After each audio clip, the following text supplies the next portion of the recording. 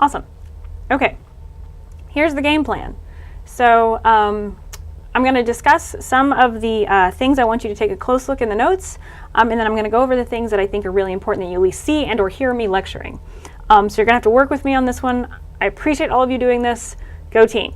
So in the notes, I talk about orthogonality and superposition. And orthogonality is when you have two wave functions, they have to be perpendicular to one another. Now orthogonal means basically perpendicular in n-dimensional space. So if you have a psi1 and you have this psi2 and there's a projection, think of them as vectors, to where part of my hand is overlapping this, that's not orthogonal. They have to be perpendicular such that there's no overlap of this hand onto this arm, or this arm onto this arm. So that's orthogonality. So take a look at the notes to see how you incorporate that mathematically. Second is superposition. When you have psi of some, say, momentum, so this is the wave function that represents the momentum, that's going to be equal to a series of a summation of several separate eigenfunctions. Psi1 plus some coefficient a2, psi2 plus some coefficient a3, psi3, and so on. Now, when you take a measurement, what's going to happen is one of these wave functions is going to be the wave function that you measure, and you're going to extract the eigenvalue associated with that observable. That's called collapsing the wave function. There's a series of 4 points in my notes about superposition, and I'd like you to go over those. Again, these are all posted on Moodle, so this is when you're going to help me out and do that so I don't have to write it all out. Okay. So one thing I do want to talk about specifically is the expectation value. So the way that, and this is only valid for a normalized wave function. So if you can't remember what normalization was, I know I went over it quickly on Friday, please go back over the notes. Okay, so the expectation value, that's when you take the integral of psi star, the observable psi, dx. Now this star here represents what's called the complex conjugate.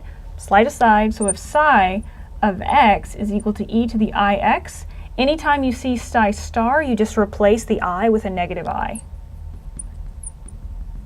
And you'll find that if you multiply psi and psi star together, the complex values, so the complex conjugate times the original function, the complex numbers will most likely disappear. And so that's what this little star means. If it's not complex, if the wave function is real, it just means multiply. Okay, so back to this. So for the expectation value, it's designated by this symbol. And that equals the integral of psi star a operator operating on this psi dx. So what you do is you do this operation first, then you multiply psi star by that, and that'll give you the expectation value. So the probability, this is a very important point, does not equal the expectation value. Given no one is here to yell at me to say that I've spelled something wrong, you're just going to have to deal with it. Expectation value, close enough. Okay, so those two are not equal. The probability is psi squared dx. So that's the probability distribution, or the probability density times that volume, or in this case, one dimension times that dimensional space. Where the expectation value is, so if this is the momentum operator, is equal to the wave function star p hat operating on psi dx. So this is the probability of having a specific momentum. This is the expectation value of having an observable after many, many measurements. Okay, so this would answer really the question of where, let's see, where could it be?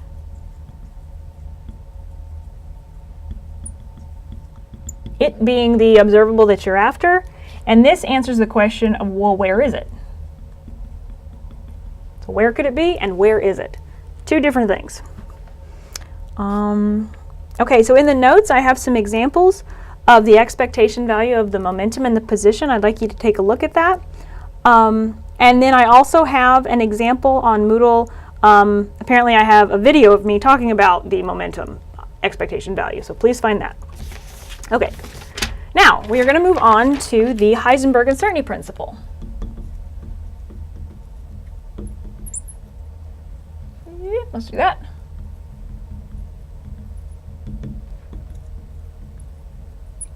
Now, in class, when I was talking about operators that do or do not commute, Heisenberg's uncertainty principle is like one of the key features of quantum where that really comes to fruition.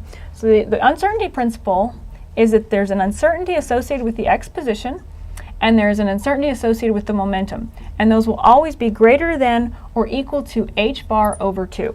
Quick side note, h bar is equal to Planck's constant divided by 2 pi. It's annoying to write that out a bunch of times, so h bar is how we incorporate that. So this uncertainty is not the uncertainty of you taking a ruler and going and measuring over and over and over and over again. There is an uncertainty associated with the actual position of the particle, and that's a limitation. This is a fundamental limitation in matter that's that small that we can actually measure the de Broglie wavelength. And so these are the uncertainties of the measurements, and if you take the commutator of that, you will find that that actually equals IH bar. And what that means, if I take delta x, oops, that's the wrong one. No. Okay, so if I take the operator x hat, comma operator p hat, now this is called a commutator, and that's going to equal IH bar. And so what that means is if I do x hat times p hat minus p hat times x hat, I get IH bar. And so, right. Awesome. So if this equals 0, so let's say I did x hat in the Hamiltonian minus the Hamiltonian x hat, that will equal 0 because these two things commute.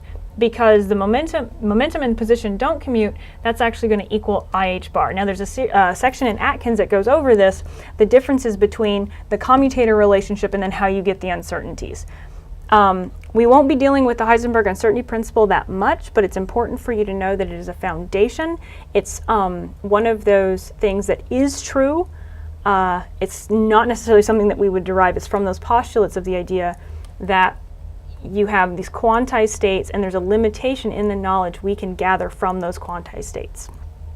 Okay, so summing up the postulates of quantum mechanics.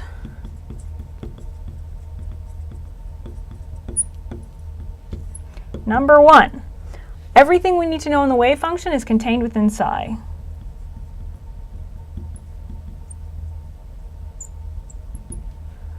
Oh, sorry. All we need to know about the system, there we go, is in psi of x. Number 2, to find psi, we use the Schrödinger equation.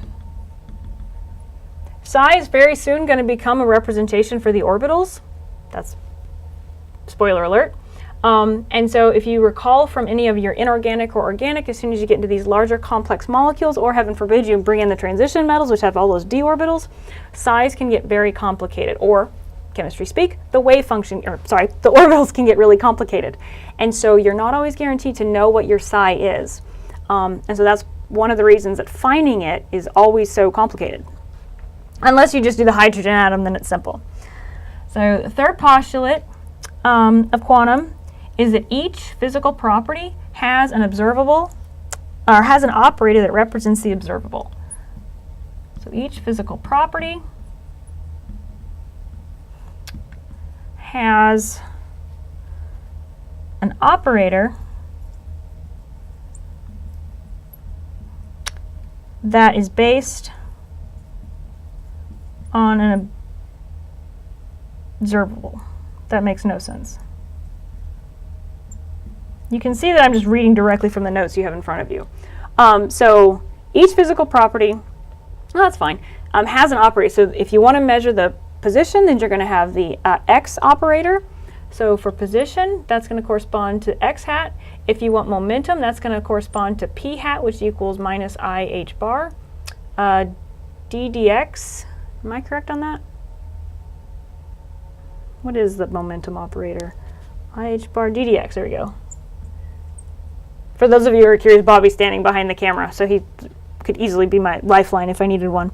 So then number 4, we've got the expectation value. So I'm just going to do a position is equal to the integral of psi star x hat operating on psi. So x is going to operate on psi, and then we're going to multiply that by the complex conjugate, and that's going to be dx. And that's going to give us the expected value of where is the actual electron, or whatever it is that you're looking for, after a series of measurements. That's not the probability of finding it. That's the expectation value of where it would be after a series of measurements.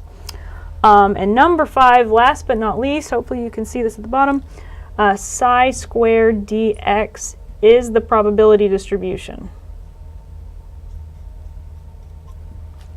Okay, so that sums up that. So the next video is going to be talking about the particle in a box. Yeah, go team.